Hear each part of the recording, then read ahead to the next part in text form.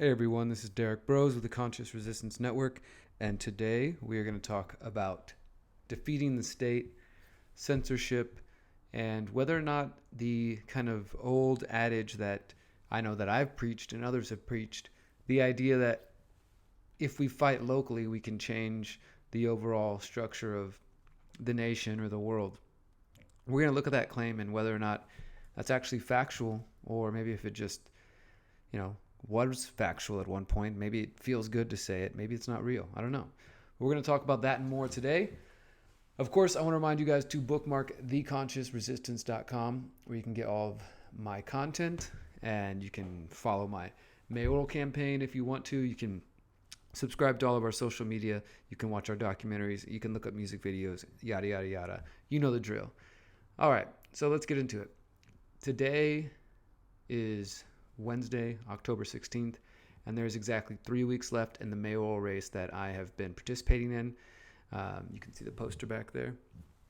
And this whole thing has been a giant thought experiment and, real world experiment. It went from a thought experiment to a real world experiment to see how I might be able to wake up more people, get more people thinking about the ideas of self-ownership and decentralization and community power and individual internal spiritual power as well, and using something like a mayoral race, which is the largest race on the local level in the fourth largest city in the country.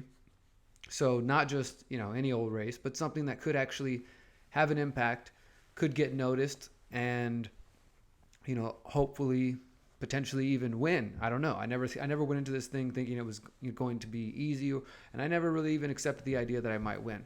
Anything's possible, but I'm definitely going up against career politicians, people who've gotten millions of dollars, as well as the local media, and that's what we're going to talk about today. Because I knew going into this, or I don't want to say I knew, but I based on all my experiences as a journalist and as an activist, I anticipated that I would either be outright ignored, attacked, called a conspiracy theorist, or called a felon, drug addict, something like that. They would pull from my past. So I came out right in the beginning and talked about having a felony and having gone to prison and things like that. But I wasn't sure how they being the local politicians, the local media, and all the other power players that are here on the Houston level would respond. Now, as you guys have seen, I've actually been covered by local media. Really early on, I was interviewed. The first time, they were there whenever I announced my campaign. Then I got interviewed by Campbell Marshall. Then I got interviewed by Isaiah Carey. And I did get interviewed by Greg Grugan on Fox 26. Of course, they refused to release that. You guys all know that story. You've seen that video. If not, go a couple of videos back and you'll find that one. It's called the interview Fox 26 doesn't want you to see. And so the TV's stations have mostly ignored me. A couple have interviewed me. Others have ignored me. Channel 13, others. Every time I saw somebody being interviewed on a radio station, being interviewed on a podcast, I reached out and said, hey, I'm also a candidate for mayor. I see that you're interviewing candidates. If you want to talk to me as well, please let me know. I'm available. And most people responded and were like, yeah, let's do this. Other people were more like, no, we're only focusing on the 4 or 5 main candidates, because myself and others, there's 12 people running, were referred to as the lesser known candidates. So I started to see this, that there was local media, whether that's radio, newspaper, TV, when they talk about the race, even as far back as May, when I just got into it, are they saying here are the main candidates, here are the main contenders and the people that they're focusing on? Now, there's a lot of factors that go into that, right? Maybe they're saying these are the main people because they're running, they're out there, they're active, of course, because they have money. But it goes beyond that. They never made an effort to even reach out to myself and these other lesser known candidates. And instead, it's always been about creating this illusion that there are only 4 or 5 candidates running. And the local media has done a great job of doing that and repeating that, to the point that when I go to these forums that you guys have seen me post online, a lot of people respond and they're really interested. But they say, I've never heard of you before today. And that's why I have to tell them, the local media is not doing their job. They're not telling you about all of the candidates. And in my case, they're definitely trying to keep me from being on TV, it seems. That's my speculation based on everything that's happened. So we're starting to see that this bubble created by the local media, right?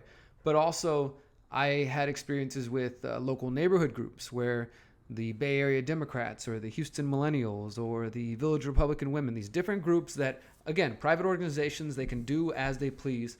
These are like neighborhood political groups, civic organizations, super neighborhoods, things of this sort.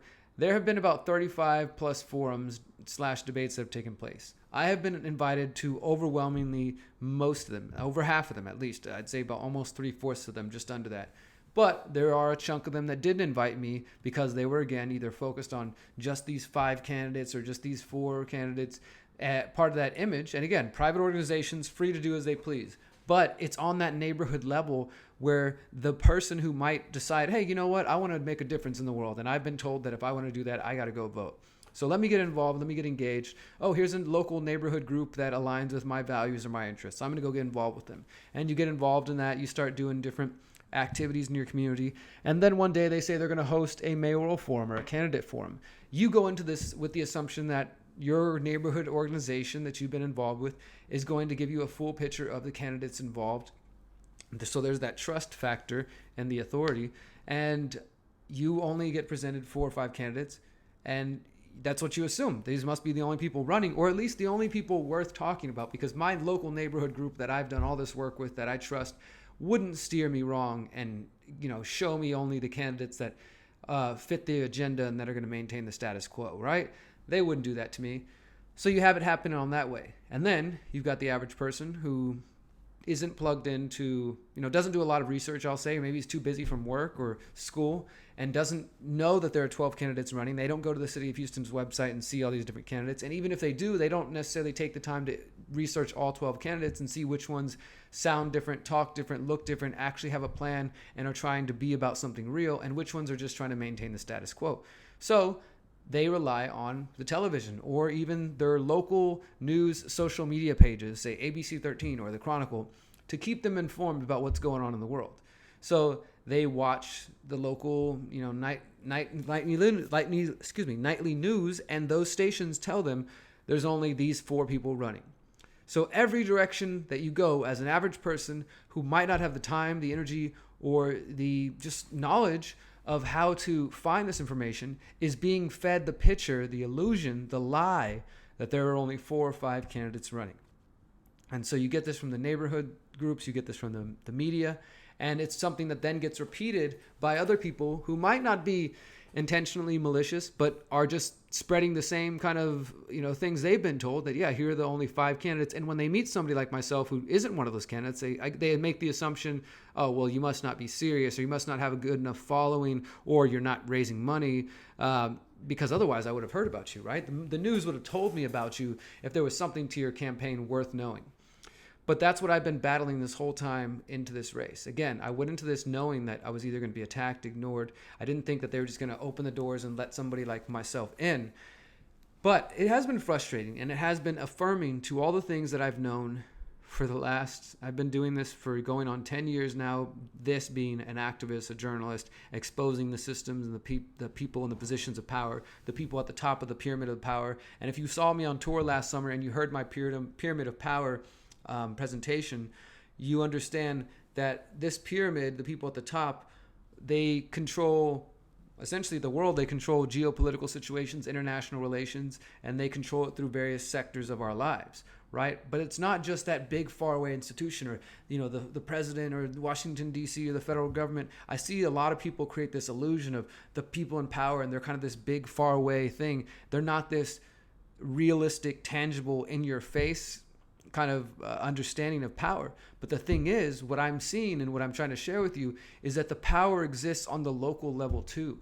It's right there. Even if you don't have to live in Houston, the 4th biggest city. I will say that being here with oil and gas as a center of Houston, there's a major port, international city. You better believe that the Agenda 21, Agenda 2030 smart grid solutions are being pushed down and pushed through by this current mayor.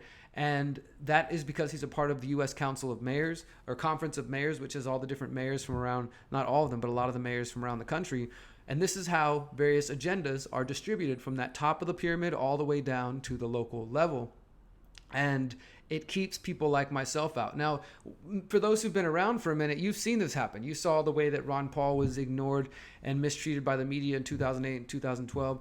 You guys saw the way that the DNC screwed Bernie Sanders over and changed the rules, even though Bernie went and sold out and endorsed and helped out Hillary. They still did screw him to make that happen.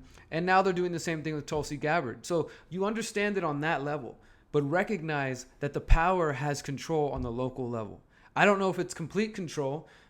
I will say this, that I do believe I could win this election.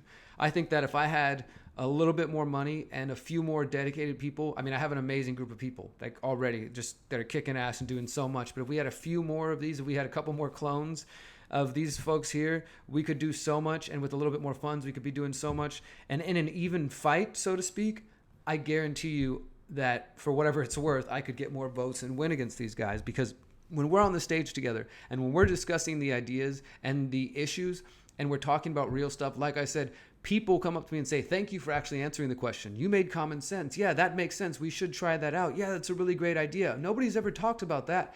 People get it. They connect and resonate with these ideas, and they understand that what I'm talking about is exposing the system, helping them out, and also respecting self-ownership, trying to, for whatever, as much as possible. And this is a minarchist solution. This is an anarchist solution. And I understand that. But if possible in any way, wield the state on the smallest level, the local level, as at least a way to defend the people. And that's what somebody like Ron Paul tried to do, is never try to pass a bill to expand the state, but always try to vote against bad bills or try to do something to stop the state or repeal the state or limit its power. And that's what I'm talking about, is limiting the state but empowering the people, decentralization.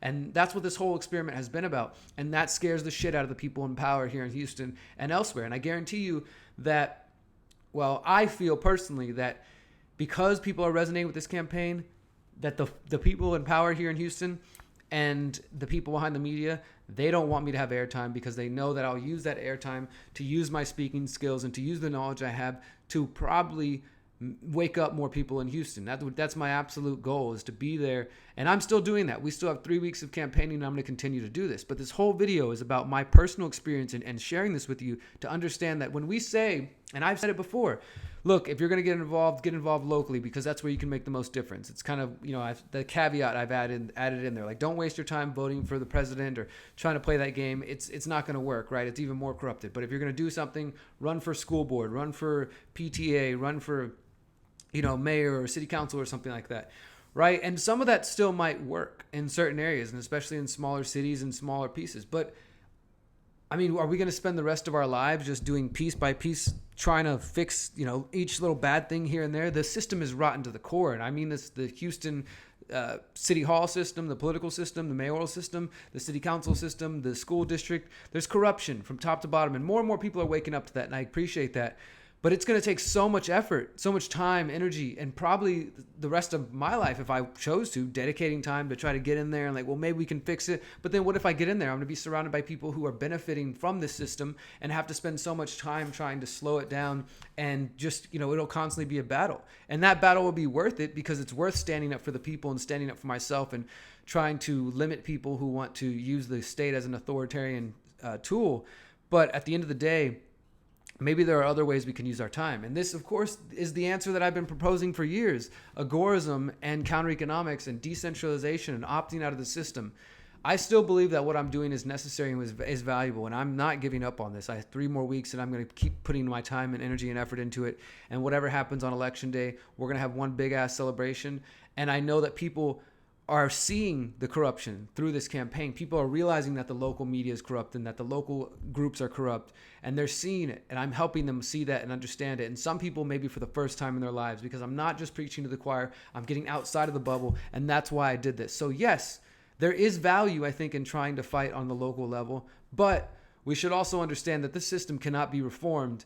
And if you're going into this, say, doing the experiment I've done, thinking that you're going to somehow save the day and fix everything, I don't know. It might be naive. I still think it's possible. Like I said, I do think, and I don't think it's just my ego speaking, but I do think in a fair fight, when me and these other people are on stage, on television, in front of other people, in front of Houstonians listening, and they compare and contrast directly, that I could end up winning this thing. And, who the hell knows what would happen, but we would try to do some amazing things.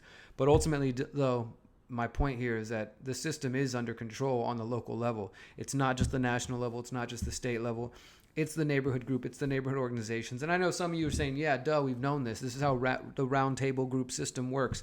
This is how the quote unquote secret societies or open secret societies work. You know, they have layers on layers from top to bottom, and, you know, they can manipulate and steer things in the direction they want to go. I fully believe that. I think my experience with this campaign is showing me that more and more firsthand. Now, it's a combination of just individuals who are corrupted and I think who want to preserve their own agenda, but the Houston Chronicle is owned by the Hearst Corporation.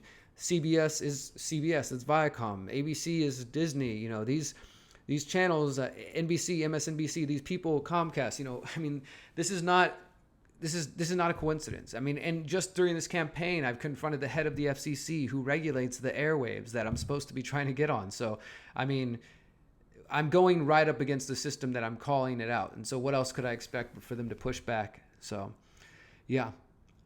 I do think there are solutions, and they're going to be found in our own hearts, in our own minds. They're going to be found in our backyards, in our communities, in our front yards. They're going to be found by unplugging from these systems. And if you choose to enter the system, I think it's best served as an educational venture. I don't think you should go into there and lose yourself thinking that if you just keep running and keep running and keep running, or get into some small city council office and you can work your way up, like perhaps that's the path for some people. But for me, you know, it's either got to be, I'm going to run for mayor and I'm going to win and we're going to transform the city, or that's it. I'm not going to run for something, you know, smaller and try to work my way up and spend the rest of my life. That's not my path. So I'm doing what I can, and I think that there is value to this, but ultimately I think the long-term, more tangible, more concrete and long-lasting solution is going to be opting out of these systems as much as possible, growing as much of your own food, getting off the grid as much as possible, not paying rent for the rest of your life, not paying for electricity, not paying to be alive for the rest of your life, and becoming the entrepreneur, using the black and gray markets and the counter-economic strategies to opt out of those systems and to move into a new world. And yeah, it's a lot more difficult. It's a lot more work than just voting and participating in that system, although I will say this has been a lot of work. But I do believe that that's the realistic solution. So take it for whatever it's worth. I hope this video has been thought-provoking, interesting, whatever. I hope you enjoyed it. And if you want to support me, sign up at patreon.com/DerekBros or Subscribestar. You can find the links at theconsciousresistance.com. Until next time, guys, thank you for watching. Remember, you are powerful, you are beautiful, and you are free. Peace.